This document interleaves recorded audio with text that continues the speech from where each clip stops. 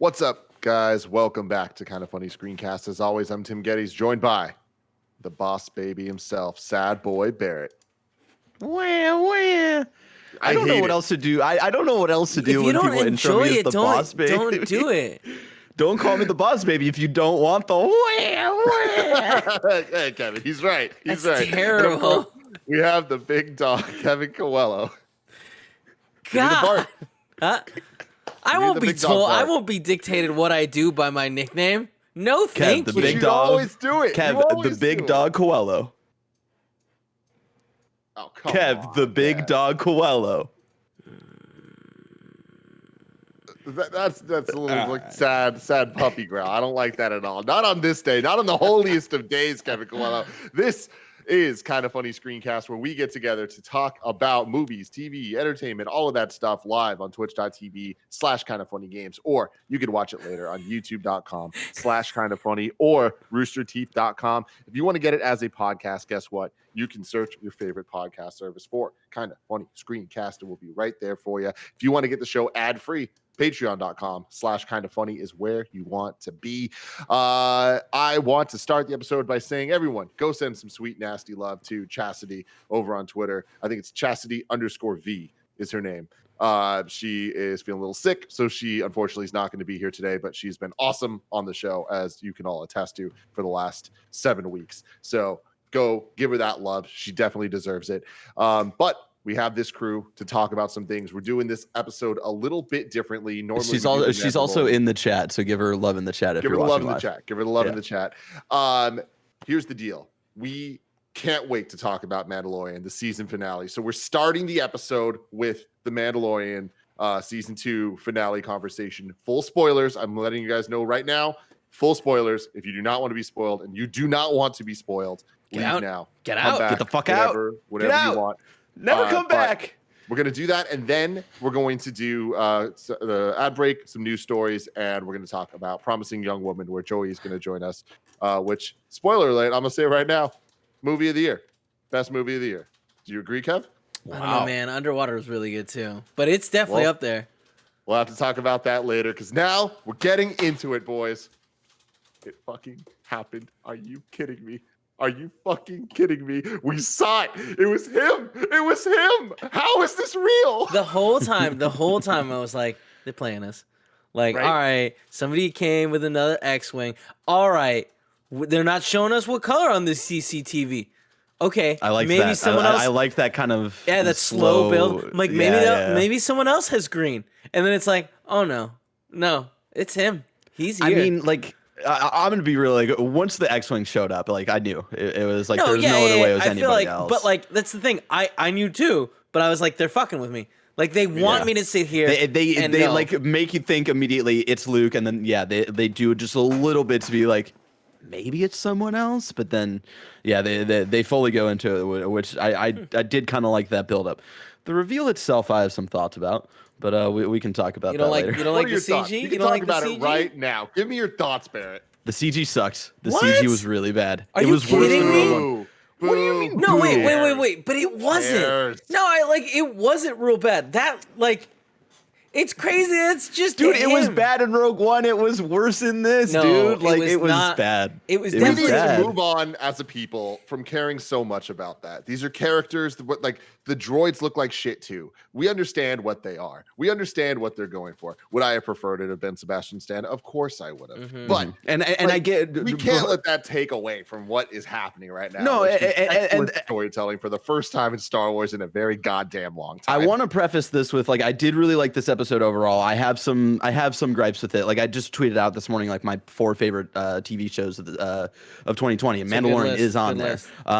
And like, I did have some like weird gripes. I really liked this episode overall. I have like some mixed feelings about the very end, and not just like the Luke stuff. But yeah, like Post-credit scene? Again, we'll talk about it, but yeah, I just want to like point out, like, of course there's like the kind of, I saw people on Twitter like, shut up about Sebastian Stan, they can't recast Luke and all that stuff, and maybe this is just like he's gonna die someday, you know what I mean? and that's like kind of my thing, and I don't know if this is just because like I'm a theater kid who like can kind of like get past like recast and like seeing shows with like different people and stuff like that. Like I feel like I can get over a new casting for an iconic character. I can get over that hump easier than seeing like bad CG character of another person, you know. Yeah, I just didn't think it But looked that's just bad. it didn't like it didn't like really like make the episode like worse or anything in my eyes. It was just like a personal thing where like the CG was real bad, and I was get not why. real bad. It was not real good, but it was not real so bad. that's the thing. It was Rogue bad. One, when they turn around and it's like, oh shit, there's a what's his face, and it's like just a straight, thank you, straight shot of his face, and the texture of the skin just looks like it's rubbery.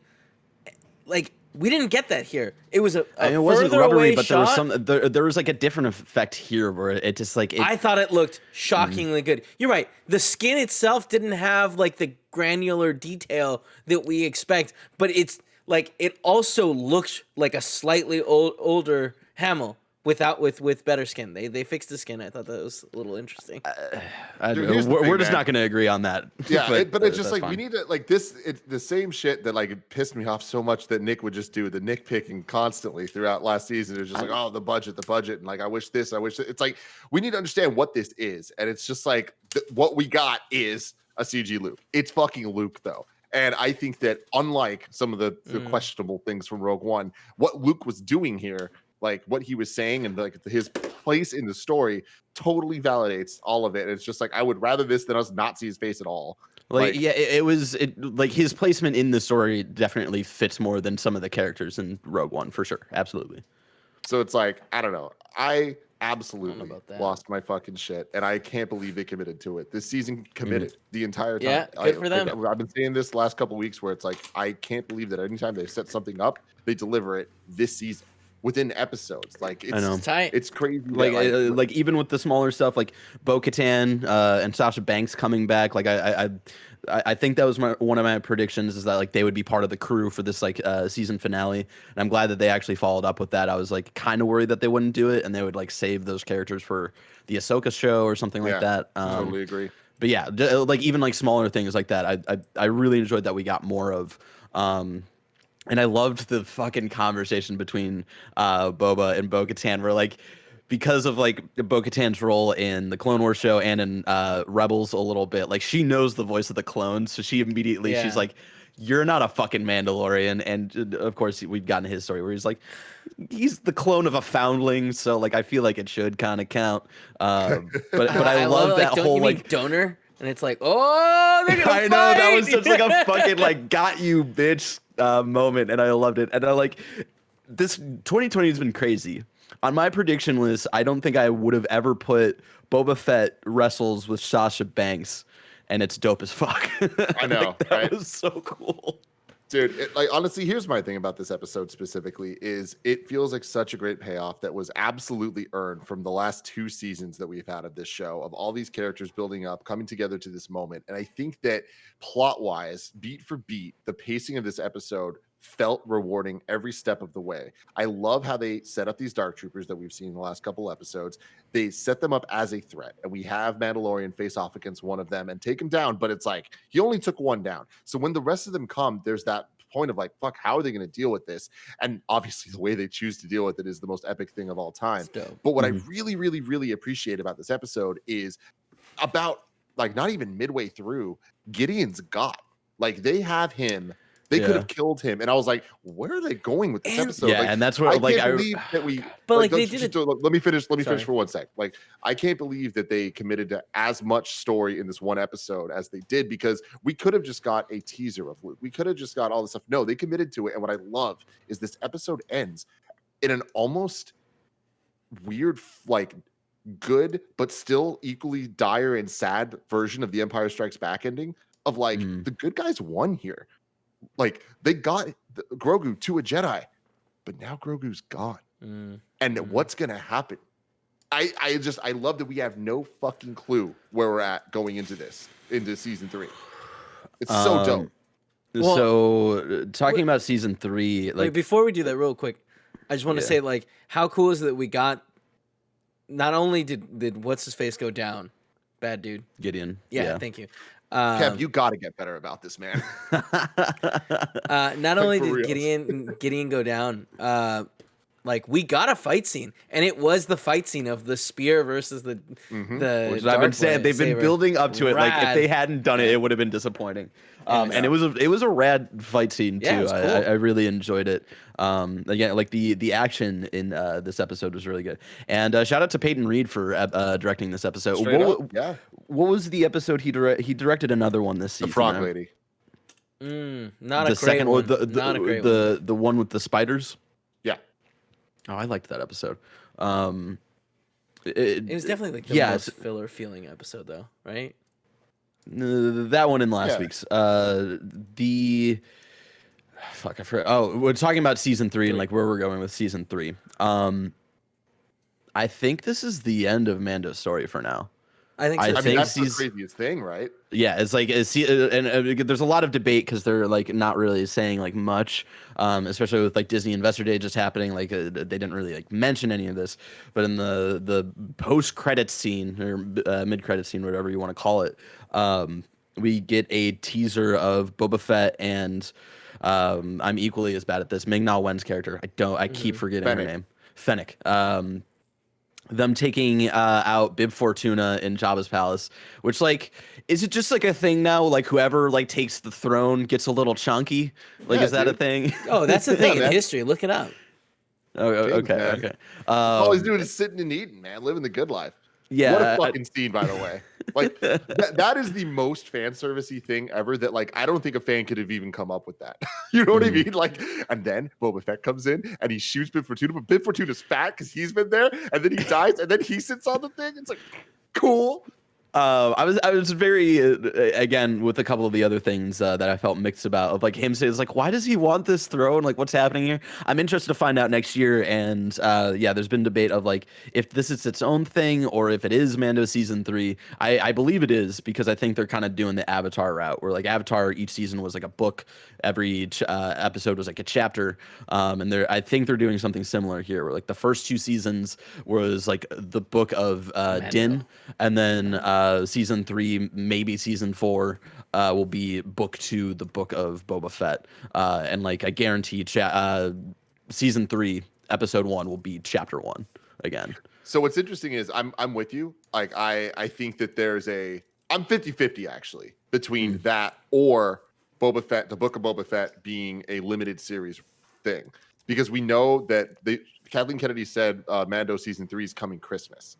She specifically said Christmas. This saying December 2021, they could have it that this is only a 3-episode show. I was thinking about that a little bit this morning. Like it could be like a limited run, like leading into Mando season 3. I could see that. We'll just kind of have to wait and see. Either way, I'm excited, and like I love that where we're at with going into Mando season 3. Earlier, I said that like we don't know where it's going. Like obviously, what I mean by that is like the main plot of Mando so far has been finished. Like the Baby Yoda has been delivered.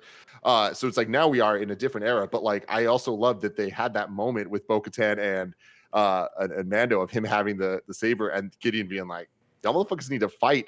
And I have some fucking thoughts about that, Tim. Give me your thoughts. Let me tell you. And this is again frustrating because I know everybody whenever I bring up Filoni and how Filoni has his hands and everything, everybody's like, but Jon Favreau runs the show. It's like, yeah, he runs it with my dude Dave Filoni, because Dave Filoni knows all of the fucking lore shit. You want to know how Bo-Katan got the darksaber before Gideon took it from her? Tell me. Sabine Wren literally just gave it to her. There was no fight. She gifted it to her to like a symbol. Like, I don't want to be the ruler of the Mandalorians. It should be you. I'm gifting this to you. This happened in Star Wars Rebels, and like now they're kind of ignoring that and doing some slight Star Wars Rebels erasure. Maybe she realized like that's. I don't mean, that's not growing. That's like regressing in a way of like, the first time I didn't need to fight, but this time I need to fight. Yeah, that does kind of stuck. What's your theory on why they would? Why story like lore wise? Obviously, Filoni. I have no idea. I would have been fine if it was like, even if she threw out a line of like, the first time I got this, I never felt like I earned it. So now I feel like I need to earn it to really bring back the people. Like even if she threw something out like that. We didn't really have time to have that. and again, that's why like I have some mixed feelings about like the kind of the some of the very end stuff, because like they set that up and like they set it up at the very end, so there's like no time to go anywhere with it. Some of the other stuff at the very end, I think mainly the very end, like essentially the last 2 minutes of the episode, like even the Luke's CG stuff aside, I felt like it all happened really fast. Of like, okay, like we have Grogu saved. Okay, now Grogu's off with Luke. And like there was that sweet moment where like Grogu reaches out and Mando takes off his helmet to show him his face as they say goodbye to each other. That was a sweet moment, but it felt a face that Grogu's never really seen. Probably freaked out by the fact that his head came He's like, off. That's not your face. What happened to your face? It felt too quick for me to really feel like the closure stuck the landing there. But that's just like a kind of like personal thing. And like with the, okay, is this how we're ending? Is this how quickly we're ending Mando's story with Boba Fett possibly taking over season 3? It kind of felt a little. There felt like there was a little left to be wanted there, and I'm gonna say this, and YouTube comments. Let me say my piece here really quick before you start angry typing here. And I mean this not in a bad way, but the way they handled like the very end of the show, and like the way that we've gotten like the announcements of all these other shows, Ahsoka, what is it, Fighters of the New Republic or whatever, Rangers of the New Republic, Boba Fett now, even kind of Bad Batch with Fennec being in Bad Batch and stuff. And the way the season ended, I kind of got a feeling that like this season was kind of Iron Man 2 in a way, and not as bad as Iron Man 2, because obviously like Iron Man 2 was kind of used to set up a couple of different movies, a little bit to the detriment of the story trying to be told in Iron Man 2. I think that kind of happened here too. Obviously, I think it's way better. I don't think this is like a bad season of television. Obviously, like it's one of my favorite TV shows this year. But I still got that feeling like it was a lot being used to set up other things slightly to the detriment of the story. And that's just because the very end, I don't feel like really stuck the landing for me. But again, that's just like a kind of a personal thing there. Yeah, I could not disagree with you more, because you're right in the sense that like this was a lot of like setting things up, but I don't think it was to the detriment of the story at all. I think it was a detriment to the end of the story, because I think when we got to the end of it, it all just felt like, oh, we don't have enough time, so we need to wrap up Din's story now. This and this in like 3 minutes. I feel like it didn't feel rushed. It feels incomplete because it is incomplete. Like we have Mando say to the kid, like I'll see you again. Like it's we know that there's more story. We know this is not the last time we see Din. If it was the last time we saw him, if this was the end of Star Wars Episode 9, we're like, well, that's the end of this. We're never seeing these characters again. Like that would suck. But we know we're getting more. Even if we're gonna take a little detour with Boba Fett, like we'll get back to this at some point. So I think that they answered all the questions that they had to, that they set up this season and last season, but they also left enough things open that like I want to see where the character goes. Like to me, that's very good storytelling. And the Iron Man 2 thing, like again, I feel like I am excited for all of these new properties in a way that I wouldn't necessarily be if they didn't do a good job, right? But on top of that, I'm extremely satisfied with how this all came together, and I think that it made all of the fan service work. It made it did all the right things, where I guess the backdoor pilot stuff sounds like an insult, and they nailed it. So I want to give them praise instead of critiquing it, I guess is the way where I'm coming from. What do you think, Kev? I think they also nailed it, but I'm 100% with Tim, where it's like this isn't the end of the story. To me, this season ending on such a like positive, magical note tells me, oh, this show, like, we're gonna get a dope reunion and they're gonna walk off on the sunset together. So like, and it also tells me that like they're doing some interesting stuff with structure. I do think next season is gonna be Boba. I think we're gonna take a break from Mando, and I'm so in. I'm down. They set stuff up, and it ending on that. I'm also like, why would he want to go there and take over that place? But yeah, exactly. You know what? But like, why not? Like, because it's a good ass shot. You know what I mean? It's a really cool shot. It's a really cool shot. Yeah, like the theory is that like first 2 seasons were the Book of Din or the Deck of Din or whatever people want to call it. Maybe just this next season or maybe the next 2 seasons is Boba Fett, and then maybe the season or 2 after that is Bo-Katan. So yeah, I think we'll definitely get follow-ups. I think like Din's main story is over. Again, I'm kind of confused of like this whole, again, that moment where it's like you two have to battle each other, and like knowing kind of the history with the Darksaber, especially with Bo-Katan, it was just like, all right, I feel like y'all are just trying to make conflict here just for the sake of conflict, and it doesn't like line up with like the history of Bo-Katan and the saber. Again, but again, my we thing might there, get though, Barrett, is like that they get cut off from that so quickly that like we don't know. She could have been like, nah, that's not how it works. But like literally the fucking X-Wing comes right then, you know? It's like if they gave her the time to like fight. There was like a moment where she was looking at him like, oh yeah, like we're gonna have to fight. But didn't she say again, like, we'll see. Like, yeah, it has to be. Didn't she say something? I thought there was like a beat, and she kind of implies like, yeah, I don't deserve it right now. Whatever it was, like the moment between them, it's like this motherfucker's holding a lightsaber, so it's like I can see her like whether or not he trusts this dude, what he's saying. Like Mando doesn't know the truth of it, so if he's hearing this, he's on edge no matter what. I just think that the situation happened so quickly and got interrupted, that we just don't know. Like it's one of those things where I'm with you, Barrett. It does suck if they set that stuff up in lore and then are going back. Yeah, PW Unlimited. Didn't he offer it to her? Yeah, he offered it to her and she like wouldn't take it. Yeah. PW Unlimited in the chat says Gideon said she can only take it if she wins it. She basically said he is correct. Which again, we'll see if and when they follow that up. And the legend won't be true.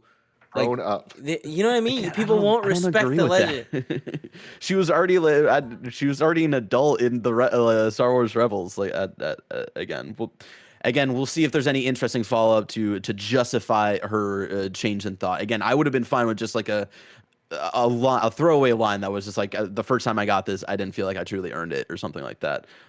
Just give me a little something there. But that was pretty much it. Again, overall the episode I did really enjoy. And I do want to say, and I know I'm going to get shit for this too, because I know I've disagreed with Tim a lot about it before in the past. Very similar to how Boba Fett finally earned, like, he was finally as cool as his armor in the season. Luke Skywalker was finally as cool as people made him out to be in the original trilogy. Did you watch the last movie? 6? Yeah. He was still a child pretending to be an adult. I mean, he but was again, like that's cool, just my remember interpretation. he came on like the black clothes, but he knocked on the door and he was like, "Hey man, let me in." And then he was like, "Hey, all right, here's the thing. If you don't give me what you want, I'm gonna kill all you guys." And then he did it. Yeah, I'm not even just. I'm so baffled by what you just said. I'm confused as to like. I mean, we've talked about this before, but yeah, like and because we've talked about it because in the context of The Last Jedi, where people were confused about like why Luke would do the things he did in The Last Jedi, and that's because in my interpretation, Luke has always kind of been a little bit of a baby. Even in Return of the Jedi, where he's got his big boy pants on, he's acting tough, but still inside he is still a child. I'm not sure what about what you're saying I disagree with, but there's definitely parts. Right. But it's just like, no, I'm with you that like Luke was always a bit of like, he was never a Jedi Master. We never saw it. What we saw in this, I'm finally getting to see him use his fucking green saber. That's what I've always wanted. And it's just like in Return of the Jedi, I think that he had great moments of being a Jedi. In the like, back and forth him letting it like stopping the fight with his dad and be like, "This is not the way to win." Like, come on. So far, like the most badass Jedi Luke thing that I have is the beginning of Return of the Jedi when he comes into Jabba's palace and is fucking force choking people. That is not a good Jedi thing. It's just badass, right? Yeah. But we see a similar thing here. Like, it is not a coincidence that the Rogue One hallway scene and this hallway scene are literally the exact same thing. Yeah, and it's fucking awesome. Like, so I saw somebody the already way he edited it together. It's literally the same moves, same shit. Oh, really? It's so awesome. That's crazy. I love like when he kind of like crushes the last one with the force. It's like, Jesus Christ, this is some intense it matches Shit, right? perfectly up with Vader force choking one of the guys against the wall. Oh So shit! It's cool. fucking cool, So cool. man. And it's like, look, at the end of the day, it's just a fucking dude swinging a laser sword in a hallway against a bunch of things. It's like the fact that that's all it takes for us to lose our fucking minds and say, oh, that's so fucking cool is like pretty sad. But like, guess what? I cried. I fucking cried. Like, not just a little bit. It was a lot, like a fucking lot. Last night was so much for me to handle sitting here, and me and my friend Curran and James we have a group chat talking about Mandalorian, and this was the first time that we were like, hey, like we're gonna go full spoilers, like with text. So watch it at the right time. And us texting each other, it was just all of us were just fucking dying. Like all three of us, grown men, were fucking crying together and like using this group thread as like a therapy session. Like I couldn't fucking handle it, man. And Kev, I didn't like talk to you about it beforehand, so I didn't want to spoil anything, but I had to text you something, and all I texted Kevin was just Kevin. That was it. And he just At responded this morning. 1:45 in the morning. Jesus. You crazy, man. Oh my god! I mean, dude, like it was just so filled with emotion, man. Like this is what I wanted for so fucking long, and like again, what I wanted was something that is incredibly surface level, but I just wanted to see Luke fucking Skywalker swing his goddamn green saber, and he did it, man. But on top of that, I think that it actually was an earned moment, and I'm very excited to see where it goes with him with Grogu getting R2 to come out and have that moment. I was like, all of this is fucking awesome. What are your thoughts, Barrett? I rolled my eyes at R2 coming out. Why?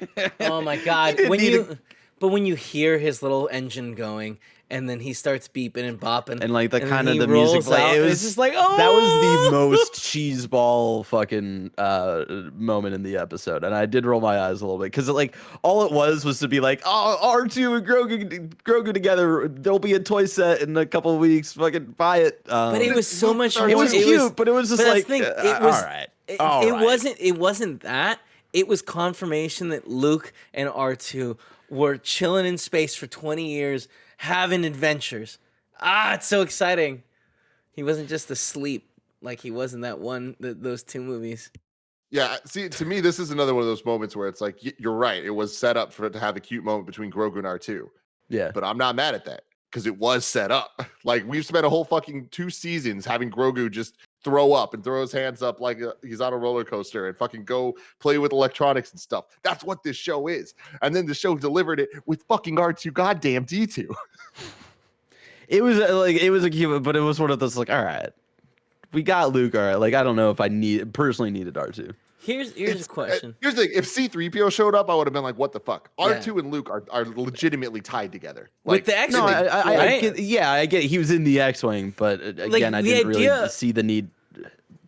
Whatever. I was gonna say the idea of rewatching it and like paying more attention when the X-wing comes in to see if you could see like R2 back there, like that excites me. Oh yeah, I can't fucking wait to watch this again. Like, oh my god. Yeah, I'm excited to because I still need to watch it with Alyssa tonight, because she's the sane person who doesn't stay up till midnight, and so I'm excited to watch it again. I want to like definitely take it in, and it kind of process it a little more because last night watching it live with chat, it was like there's still a lot to take in. I didn't really know how to feel about the entire episode, but like sleeping on it, I did overall still really enjoy it. But again, there was just little things here and there. I see chat being like, Barrett's a fake fan.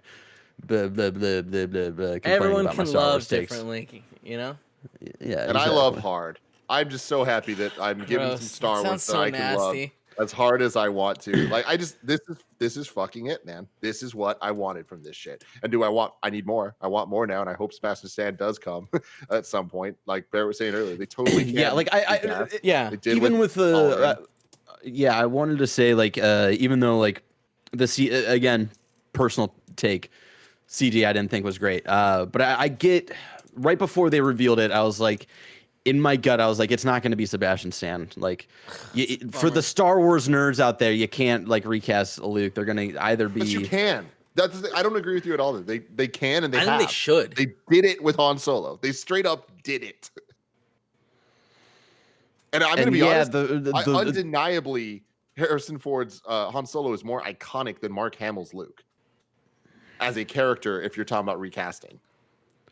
Sure. I think it would piss more Star Wars fanboys off more of the recasting of Luke Skywalker. I feel like they've hit that point already. Like, by making 2 movies that are oppositely polarizing. Yeah, what, like, Yeah. you know what I mean? Like, you off. can't burn, like, coal anymore. It's just, it's And the burnt biggest at thing this is, point. if it was a good recasting, people wouldn't be mad. And Sebastian Stan would be fucking awesome. He has to look, and I guarantee he can nail the mannerisms. And I again, like right before they revealed it, I was like, it's gonna be CG Luke, and it was. And I get why they did it. It was like a short scene, and it brought back those good original trilogy vibes, which I think we did kind of need for the reintroduction of young Luke. So, but yeah, if they want to continue stuff with him like later on in any of these shows, like they gotta recast him. They gotta. I don't think that we're gonna see any more Luke in any of like the Mandalorian series. So you don't think we see Grogu at all anymore? I think next season will be all Boba. Oh yeah, and I think that I we agree. get a season 4 that takes place after the events of the last movie 9, let's say. Let's say. Oh, so Mandalorian season 4 is going to be 20 years in the future. 25 years in the future. Interesting. Because Grogu now, like, because it's going to take time for Grogu to be more of a, like, just a baby, right? Do we not assume that Grogu dies when the Jedi temple that Luke builds is I love that. No, man. He survived the first so much destruction of the Jedi temple. He'll survive the second. Yeah. I Grogu is a knight of my money Ren, says down, the chat. Oh my god, it's terrifying. If I had to bet on where this goes, I would say that I think that the Mando's or the Boba series is going to be a limited series that leads into a Din season 3 of Mando. Do you think we get any Grogu in Din season 3? 100%. Yeah. They don't say I'll see you again and not pay off. Like if this show's taught me anything now, it's when they set something up, they're going to pay it off. Well, that's this season. We'll see what the theme of next season is. Next? Yeah, we'll have Cute to see. Doinky in the chat says, I want to see Good Grogu Lord. that fuck. Wait, what? Nah, he said, I want to see Grogu that fucks.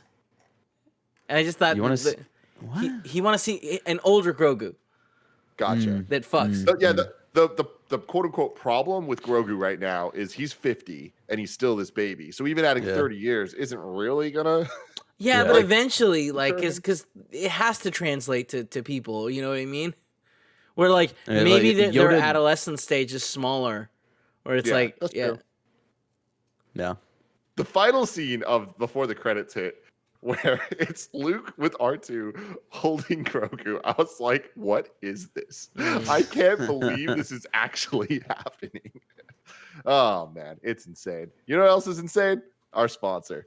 Shout out to everybody. Listen up, fellas. 2020 sucked. It's new year, new balls with our sponsor, Manscaped. Manscaped is the best in men's below-the-waist grooming, offering precision-engineered tools for your family jewels, helping 2 million men all over the world get rid of hair on their balls. You could be the 2 million and first person. If you let yourself go in 2020 while in quarantine, Manscaped is here for you to reboot and stay clean and shaved in 2021. You can come out of quarantine with clean balls thanks to the Lawnmower 3.0. This waterproof and skin-safe trimmer will reduce nicks to your 2 best friends.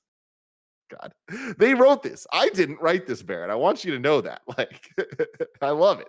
I've been using Manscaped. I've been talking to you guys about this for a long time. Last week, used it. I'm looking pretty fresh, pretty clean. Manscaped threw in their shed travel bag to keep all the goodies stored. I have that. It's really nice. You can also have it by going to manscaped.com/morning to get 20% off and free shipping. That's manscaped.com/morning. Your balls will thank you. Happy New Year to your balls. Say it loud, say it proud. Manscaped.com/morning for 20% off and free shipping. Back to the show.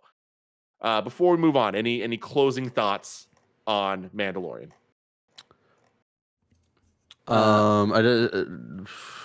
Barrett looks pissed at this ad, though.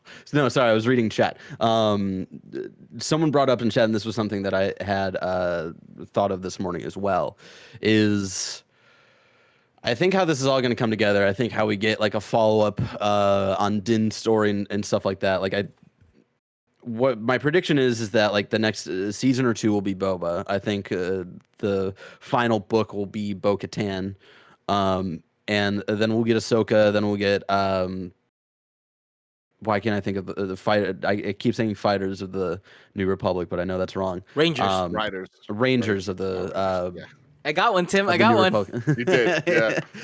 And someone brought up that they think they're all gonna like build up to like a big event that like all of these shows like kind of lead into, and I kind of agree with that. I think it'll all kind of like come together somehow, and that's what I was thinking this morning. So I mean that's a good thought, and we know that they do come together at some point. But my question is that the case, or are we going to get Ahsoka and Rangers of the New Republic this year?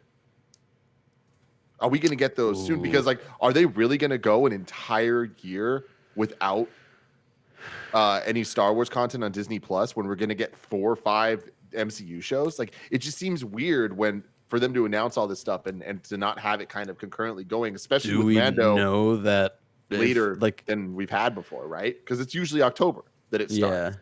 So if this one's Christmas and we know December is the Boba Fett thing, I wouldn't be surprised if we get Ahsoka or Rangers or both sometime next year.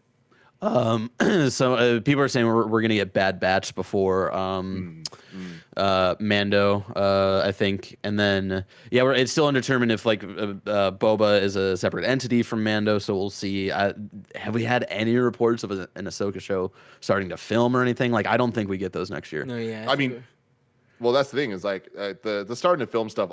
So much of that is under wraps. But like before the Investor Day, all the rumors were saying that there was an Ahsoka show, there was a Boba Fett show, whatever. And it's like those rumors came from somewhere, right? That's true. Like these shows were being worked on for like the last year at least. Yeah. What that means for production versus pre-production, I don't know. But yeah, I wouldn't be shocked. And then someone in the chat, I just want to shout him out. Cute Doinky says, "I bet Thrawn is going to be the Thanos level baddie of this group of shows," which I like that take. I think they're going to kind of reintroduce Thrawn and make him the ultimate big bad. I like that for all these characters that come together. I just think that it might be smarter to make it Snoke, and like bring some backstory to that character. I mean, if Snoke becomes the big bad, then we know like we're gonna know the fates of all these people and that they're all gonna like lose. You know? Yeah, but like I mean, that's the thing. Are they gonna lose? Are some gonna get away? Like they're not gonna win. No. That we would know. I mean, we definitely know. Or it's insinuated at least in episode 9 that like Ahsoka's dead. So maybe we'll see the death of Ahsoka at one point. Who knows? Yeah, there's places we can build like that, and that builds the lore in a way that isn't expanding something new. I totally forgot about this little detail. I felt like they confirmed it without confirming it, where Gideon was like, I needed the baby's blood to help bring order back to the Empire. And again, to me, that was them saying it without saying it. Like they're trying to like help out with either helping bring the Emperor back or create Snoke or whatever. Like that was like yeah. It's probably create Snoke, right? So I think that Thrawn is the thing they're building towards, and I think that Snoke will still be involved, Kev. I don't think he'll be the big bad though. I think he'll just be, a bad that they're building towards. I'm sorry. I think he's the motivating thing for everything. Like Thrawn will probably, or it would make sense for Thrawn to be the big bad, but I feel like his story will be like he's working on some crazy project that's like on the outskirts of shit, right? And at the end they defeat him, but that crazy project is complete and has been sent off to the Emperor. Yeah. And it's the Snoke. And it's like kind of similar. Yeah. Is similar with Rebels, where like the Emperor does show up a couple of times in Rebels, and he technically is the big bad of that era of Star Wars. But yeah, it was like Thrawn was like the personal like big bad for like Ezra and Crew's story. So I think it might be similar here. And then here's the other thing: if we're going back to Thrawn, we need to get our boy Ezra back. And since we're like leaning into the live action stuff. It's going to happen. Just confirm my boy Raul Coley for Ezra, my dudes. I'm feeling good.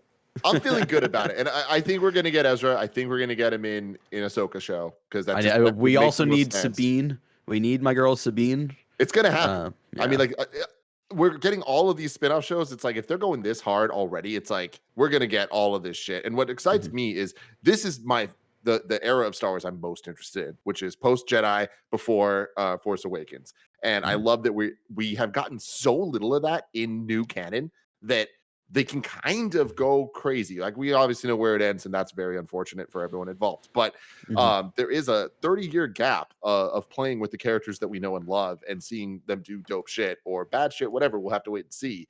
But I love that with Thrawn, where he's at now, like, this is the era timeline of the Heir to the Empire, the Thrawn trilogy from the old canon, right? So them being able to kind of take what they want, change some things up, follow the new canon they make in with Thrawn and Rebels and all that. But now it's kind of this era that no one knows what happens with Thrawn post Jedi, you know? So they can kind of make their own story here. And I trust them. I mean, we don't really know what's happened to Thrawn, like, even pre A New Hope, technically. So yeah, there's a lot of interesting things that I think they'll be able to do with Thrawn. What show was Thrawn on? Rebels. It's an animated show. You should watch it. Is that before A New Hope? Yes. Huh. I didn't know that. It's just like, What's the one that about, takes like, place after? Resistance takes place Thank you. after Yeah. Return of the Jedi. Yeah. I'll admit, Resistance was even like too much for me. That's where I was like, all right, this is my cut. I can't watch this show. All right, like Resistance, that is a joke. All right, that's where the line is. Well, the problem with Resistance, from everyone that I've talked to, is that it was when Disney still wasn't committing to an episode 8, episode 9 storyline. So like they just didn't know the canon of what they could and couldn't talk about. So everything was kind of not important. It didn't matter because they couldn't do anything of consequence. That's so weird. That's so weird that they decided to do that. Also, I really just like the animation style in Resistance, but that's, again, just a personal taste thing. I think that's everything. I think we vented all of our feelings. Yeah. God, I can't wait to watch it again. Moving on, I want to talk about some news stories. Some of these are just quick things I wanted to get out of the way. Marvel announced a new series, pretty randomly, called Legends, that will premiere on Disney Plus before WandaVision. So it's imminent in the next couple weeks. It doesn't sound like it's going to be anything too interesting, but I'm still excited for it. It's essentially a clip show that's going to focus on different characters to get people caught up for the Disney Plus shows. The first 2 episodes coming out the first week of January are Wanda and Vision. So that makes a lot of sense. It's kind of just a little recap of their story so far. And I'm excited to see just like what the production value looks like on it. But you know, I don't think we're going to get any new reveals from this. But I still think it's kind of cool. Joey Noel is joining us in audio form for the rest of the show. I am. Hello. Fantastic stuff. How you doing, Joey? Good. It's been a hot second since I've been on Screencast. Hell yeah. So I'm Welcome excited. back. Thank you. Next news story here. The Resident Evil movie reboot got a release date of September 9th, 2021. The Resident Evil reboot is supposed to follow the plot of Resident Evil 1 and 2, which are 2 of the strongest titles in the series. The details coming out about the movie right now point to an earnest attempt in recreating what made the experience in both of these games iconic. I'm all about it. All the leaked set pictures so far look like they're nailing the aesthetic of what they should be going for. Will it be a good movie? I don't know. Is doing the plot of 1 and 2 together a good idea? Probably not. Will this connect to the Netflix show following that dude's daughters?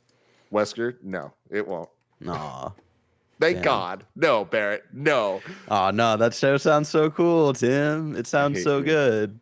But I do think that Resident Evil, this reboot, has a better chance of being a good movie than the original Resident Evil movies that were directed by, what was his name? Paul Thomas Anderson? Mm-hmm. Right? Sure. Who also directed Jurassic Hunter. Park. Oh, okay. Monster Hunter. And the reviews are in, what a transition. everyone. You guys want to guess what the reviews are for Monster Hunter? Not good. What did IGN give it? Good. 4. I'm gonna say a 3. Oh, Barrett, I want to say really? Holy 3 shit. out of 10. Some choice quotes here. We may be barely towards the tail end of December, but it seems 2020 isn't done with us yet. Under the Wire, it's delivered one of the worst action movies in recent memory and another addition to the video game movie adaptation Hall of Shame. Do you hear what happened in Damn. this movie in China? Yes, I did. It's real bad. The chat is definitely correcting me. It's Paul W.S. Anderson, not Paul Thomas Anderson, which he's a good one. Getting back to it. In a sentence, I don't think I would have made. In a sentence, I don't think would have made any sense at the beginning of 2020. This ain't no Sonic the Hedgehog. Wow. That's fucking hilarious. I mean, I think Sonic the Hedgehog had a better chance. Were any of us like expecting this to be good? Like even the like plot synopsis when they announced this movie, it was like, all right, but this isn't what Monster Hunter is. Like, what the fuck are they doing here? They just like wanted an excuse to make like an action movie, but they're like, we need like an existing IP so we can like try to sell it. And that's they what really this was. didn't though, you know? No. Anyway, at least Sonic has like a widely available appeal versus I feel like Monster Hunter is a very kind of niche, very targeted thing, and then they offended so much of their target. It's like, you fucking idiots. Barrett, last week I gave you a Chromecast Ultra. You've been using it. You've been loving it. This week, HBO Max is finally on Roku. I fucking like when they announced it, I was like, of course the fucking week I pick up this Chromecast is like whatever. We haven't used the Chromecast really much just because we've been so busy, so we haven't had time to like sit down and like actually watch his Dark Materials season 2 and stuff. But I'm excited because I did test out the Chromecast, and I think just because of like I would have to get like another long Ethernet cord for that to be plugged into Ethernet. It was on Wi-Fi, so it was like a little like boxy and stuff like that. So I'm glad now it's just on PS5 where I have the Ethernet plugged in, and I can get the best connection for 1080 HBO Max. Exactly. No, we're gonna have 4K coming in December, right? We're gonna have 4K maybe specifically only for Wonder Woman. Yeah, we'll see how this how the Something. rollout plan. I mean, we know going forward the new movies will have it. I just don't know if it's going to kick in for the older stuff. But I imagine at some point they will. It is a good sign. It is definitely a good sign. Oh, well, you know what else is a good sign on HBO Max? We got a release date for Mortal Kombat, April 16th. Let's go. I hope this one has a chance of being fun. The cast seems cool. We'll see. The director's done some dope shit. So, I mean, look, I think it could be as good as a Mortal Kombat movie can be, which, let's be honest, not expecting too much. So we're thinking like in between Monster Hunter and Sonic the Hedgehog, essentially. I think it's going to be better than Sonic. What? But Okay. Really? And I enjoyed Sonic. Yeah. I mean, everything that we've seen so far from it, which is very little, but like everything that they're talking about, it sounds like these guys really care about treating this right. But did Sonic, you actually enjoy Sonic, or was it like just not the worst trash ever? I enjoyed it. I didn't enjoy it because it was a Sonic movie. Yeah, it was just like a fun kids movie, you know. Yeah, could have been better though. Joey, what's your hype level for Mortal Kombat? Non-existent. I've never seen the old Mortal Kombat movies, so and like I've never. Like Mortal Kombat is not a game franchise that I have any attachment to. Joey, so Mortal Kombat? I have nothing. I was gonna say Mortal Kombat Annihilation might change your life. Just all I'm saying. In what way? Watch it and find out. Way. Watch and find out. Watch and find out. Anyway, April 16th, that's happening. Kev, I just sent Assets a video. Would it be possible to bring that up, or is that too difficult? It'll take me a second. Just give me a moment. Cool. There's just one clip that I really wanted to show you here. So pretty much this is a HBO trailer for. No. Excellent. Then it's easy. No, we don't. HBO Max's epic lineup through 2022, and they show some Snyder Cut stuff, which they're now calling, the title card says Justice League Director's Cut, which is kind of interesting. First director's cut. But Kev, cut. scroll to the end, please. I'm digging it though. A little bit before that. Right here. Boom. House of the Dragon. Game of Thrones, House of the Dragon, coming in 2022. It's only got 2 heads. Right? Oh, wait, no, there's the third one. Sorry. I was like, it's a different logo. That doesn't make any sense. Yeah. Oh, yeah, I see it. It took me a second to register that the third one's like down lower. Yeah, by the HBO. You bringing up that casting news, Timmy? I wasn't going to. But do you want me to? I just know that my boy Matt Smith is going to be in it, and I'm very excited because Alyssa and I love Doctor Who. He's our favorite Doctor, and we just like him, so we're excited to watch him. You're gonna probably My see him favorite naked. Doctor is Dre. What? My favorite Doctor is Dr. Dre. Cool. Olivia Cook is also in it. I love her, so that could be cool. Emma Darcy, I don't know how to say it. Anyways, this is one of those shows that I'm like, I am not hyped about it at all because why would I be? But I hope that it's good. I hope that when it comes out, it's actually like grabs us and makes us all go like, all right, cool. There's something still left in this universe. Yeah. But I mean, I feel casting's exciting. That's it. It's got so much to that it's gonna fight against. And crazy, Joey never watched any of this show. I watched like the first 3 episodes of Game of Thrones. That's it. You got out at the right time, Joey. You really did. There's a lot of characters to keep track of, and so this many. seems like it's a lot. But you don't really have to care about a lot of them, though, long term. I feel like I needed a flow chart with all the names, and I was just like, I am not in a space for this, and then I just never went back. Joey, there's a show with characters that you do very much care about, but unfortunately, it is gone before it even began. The Lizzie McGuire sequel show is officially not happening. We all kind of knew it, but Joey, what's your take on this?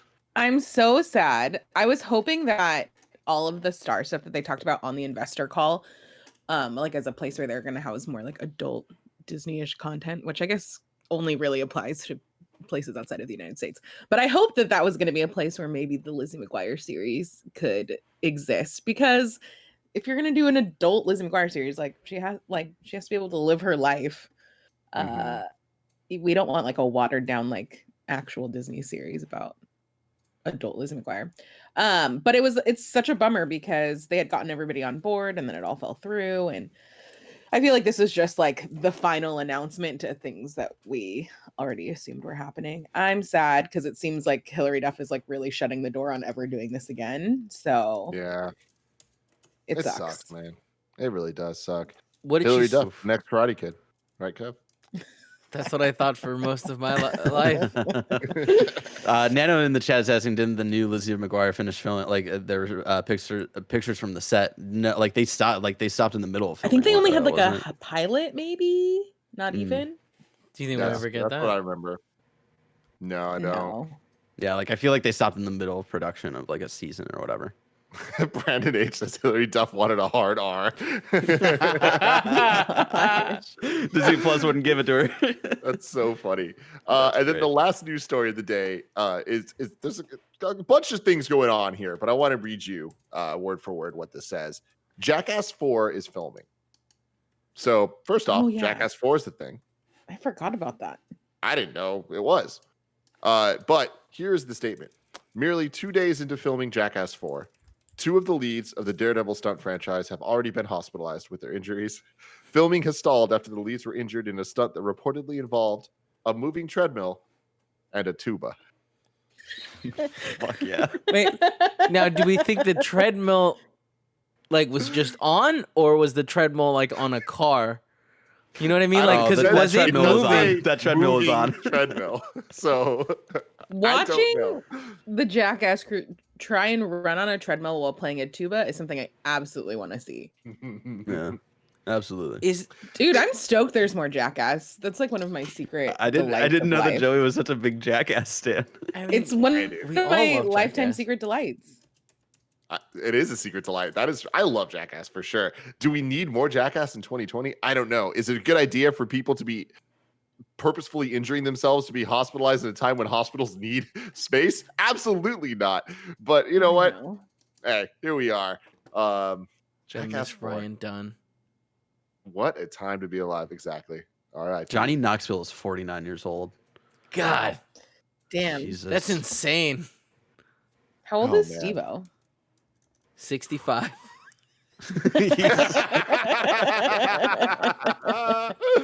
Oh, he's man. 46. Jeez. Wow. Looking good though, Time, dude. Still doing the damn.